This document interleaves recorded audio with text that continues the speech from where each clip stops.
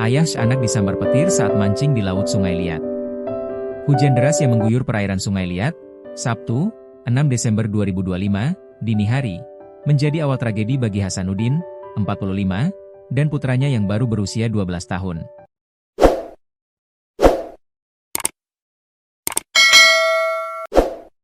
Niat keduanya untuk pergi memancing berubah menjadi peristiwa memilukan ketika sambaran petir menghantam mereka saat berada di tengah laut.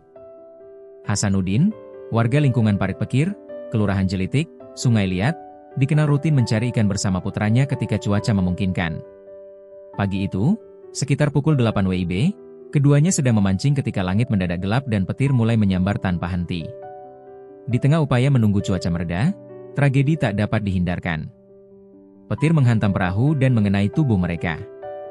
Nelayan lain yang berada tidak jauh dari lokasi menjadi saksi detik-detik mengerikan tersebut. Mereka segera mendekat, namun kondisi keduanya sudah sangat kritis. Salah satu nelayan langsung menghubungi petugas setempat untuk meminta bantuan evakuasi. Tim gabungan bergerak cepat, Polairut Polda Bangka Belitung Pos Sandar Jelitik, Satpolairut Polres Bangka, Laskar Sekaban, BPBD, dan nelayan sekitar menjemput Hasanuddin dan putranya menggunakan rubber boat.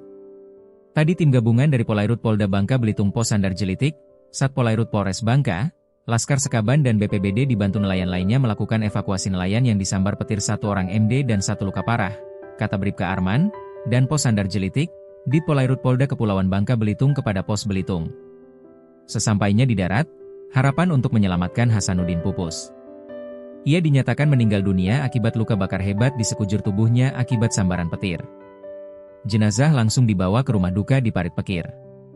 Sementara sang anak dilarikan ke rumah sakit untuk mendapatkan penanganan medis intensif. Anaknya laki-laki, masih SD, baru berumur 12 tahun, memang ikut ayahnya mancing ke laut, ungkap Bribka Arman.